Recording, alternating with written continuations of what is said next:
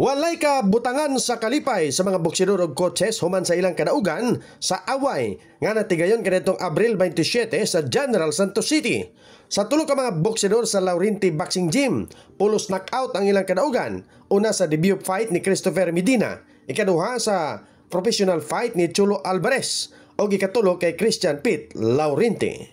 Malipayon no kay syempre wala po ko nag-expect ato nga kuan ngayon gayon nga to na tabo. Nakaigo po siya pero Kaya ano man praktisado man ang lawas maong maka-recover dayon.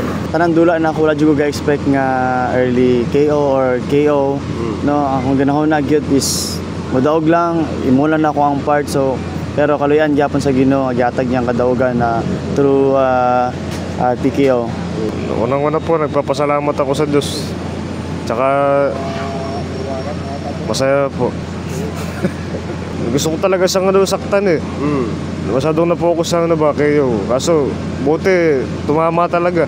Gikalipay usab sa ilang coach nga si Cristino Laurenti ang performance sa iyang mga fighter.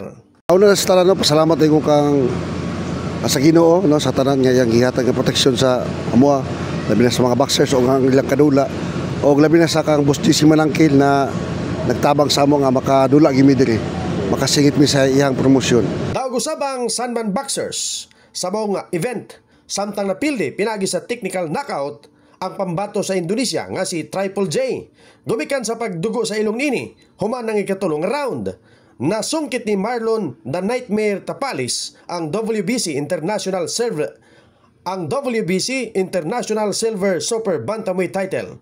Gumikan nini, gitimbaya sa labaw sa sports division nga si Lady Margaret Manalo ang Sanman og Laurenti Gym. Congratulations and thank you sa Sanman for always giving opportunities sa ato ang mga boxers na maging world champions.